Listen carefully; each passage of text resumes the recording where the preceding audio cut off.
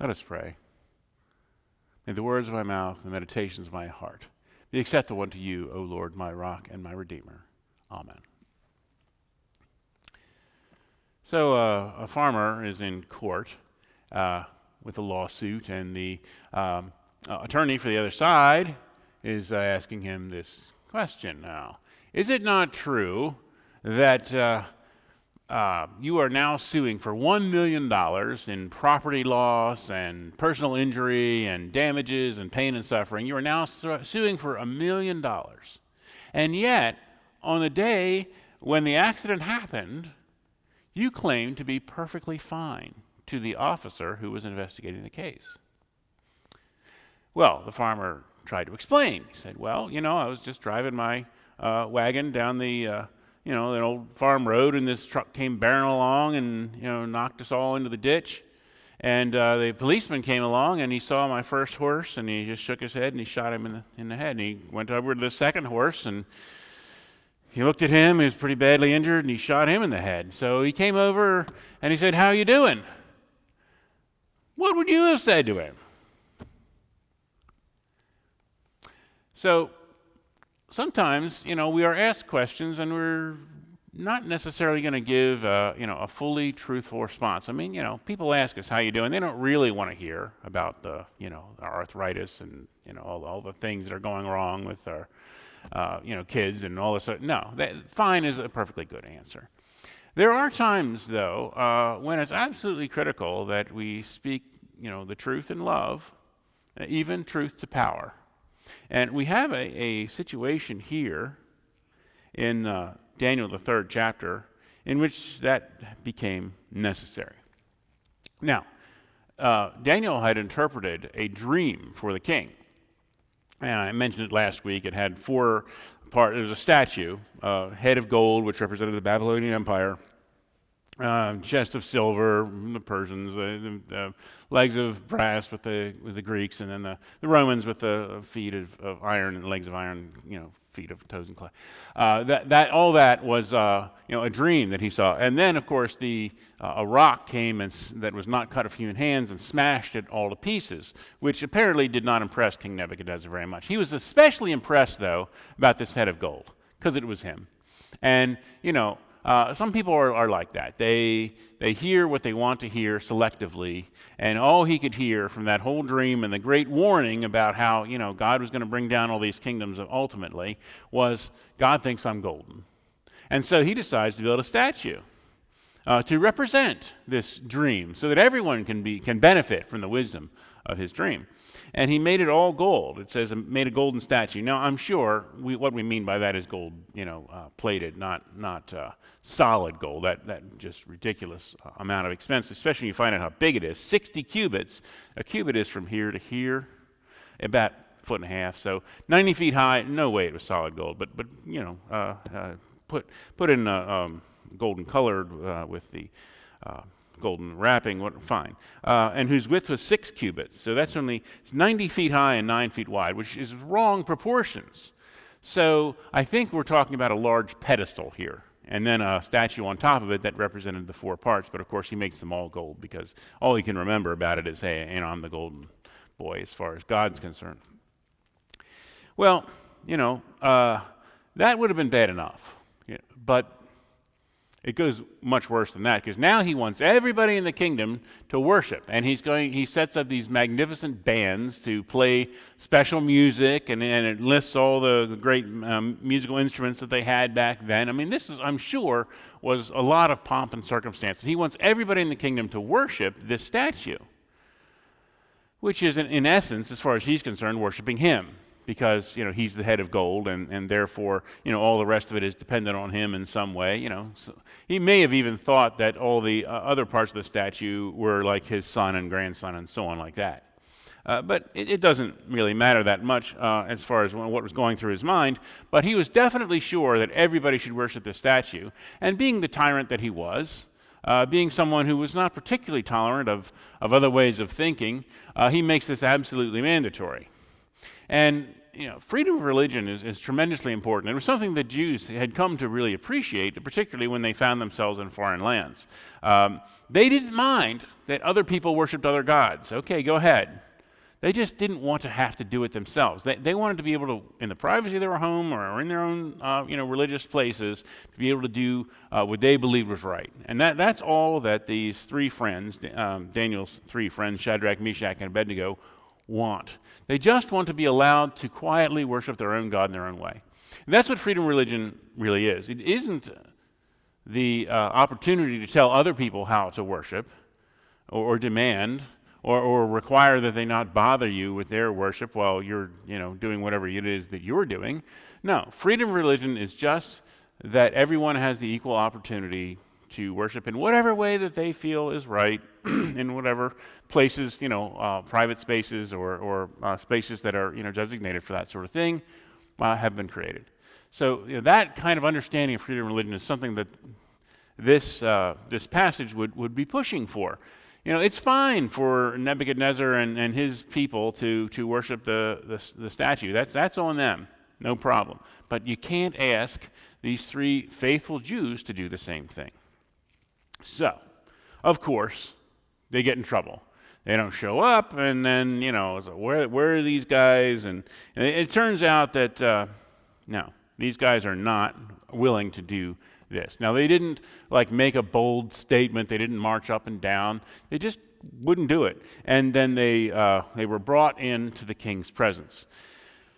That's not usually a good thing. I mean, being sent to the vice principal's office, I remember those days, and there's just a sense of dread that comes upon you.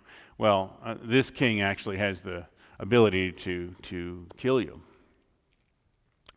Nebuchadnezzar, in a furious rage, commanded that Shadrach, Meshach, and Abednego be brought in. So they brought these men before the king, and he says, "Is it true that you do not serve my gods, you do not worship the golden statue that I have set up?"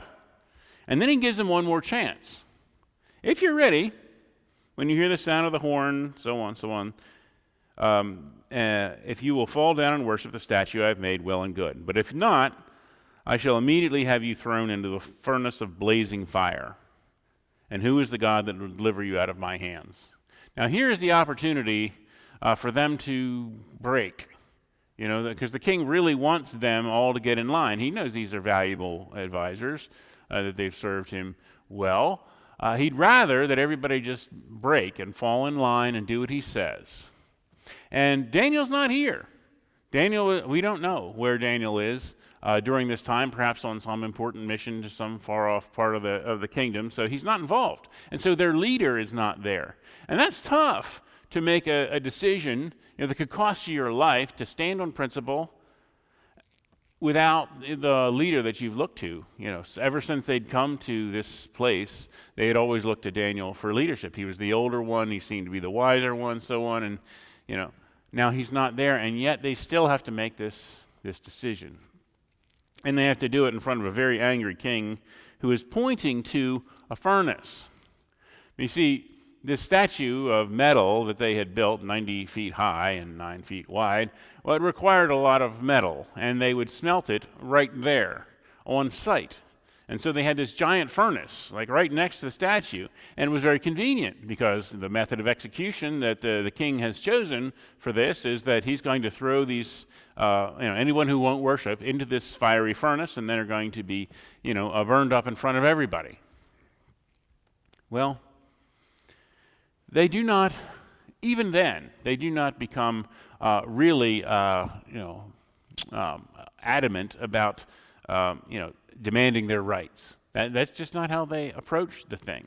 They do not give in, but they steer this course of still remaining respectful to the king, but not giving in on their principles. And we've got to be able to do that kind of thing. We can be respectful of people without agreeing with them. We can be respectful of people without wanting to go along with whatever practices that they feel are valuable to them. That's not necessary. We can still love and respect other people, but we don't have to go along with the practices. So they answer the king, "We have no need to present a defense to you in this matter. Well, in a way they did, because if they didn't, they're going to, be found guilty and thrown into a fiery furnace. But they knew that. If our God, whom we serve, is able to deliver us from the furnace of blazing fire and out of your hand, O king, let him deliver us. That's an if. So they're not sure. They know God could deliver a miracle. They know God could bring them out of this perilous life or death situation. But they don't know if that's what the outcome is going to be or not. And I'm sure the king was like, well, sure, fine. I mean, I did say, it was rhetorical, but who is the God that will deliver you out of my hands? And when they respond, if our God is able to deliver you out of our hand, deliver us from the furnace and out of your hand, let him. Okay, fair enough, sure. But he didn't expect anything. See, his gods didn't do that kind of thing. They didn't personally walk with people. They didn't have relationships, and the miracles that they heard about were always far off in a way, in such a way that you couldn't really verify anything. And so he's willing to intellectually say, sure, if your God delivers you, fine.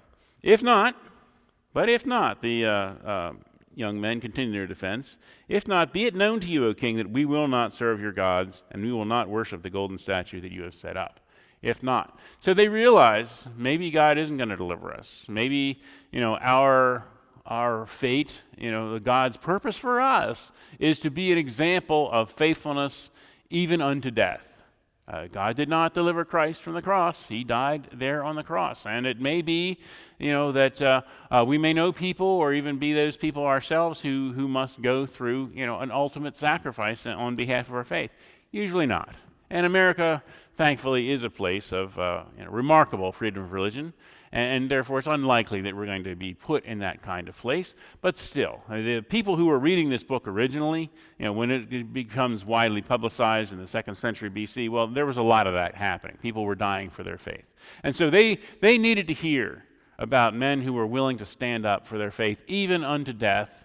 And they also needed to hear that God is still sovereign and able to deliver them, and that even if he doesn't, still we will remain faithful, and God's sovereign plans and purposes are still going to somehow become reality. Nebuchadnezzar was so filled with rage that his face was distorted. He ordered the furnace heated up 7 times more than customary, and ordered some of the strongest guards in his army to bind the 3 men and throw them into the furnace of blazing fire. The men were bound, still wearing their tunics, their trousers, their hats, and other garments, and were thrown in the furnace of blazing fire. The king's command was urgent, and the furnace was so overheated that the raging flames killed the men who lifted them. So this furnace was hot. It was so hot that it killed the people who got close enough to push those 3 guys into it. That was not the problem. It was not a malfunction of the furnace, for sure. But somehow, things did not go the same for Shadrach, Meshach, and Abednego as for those guards that took them there.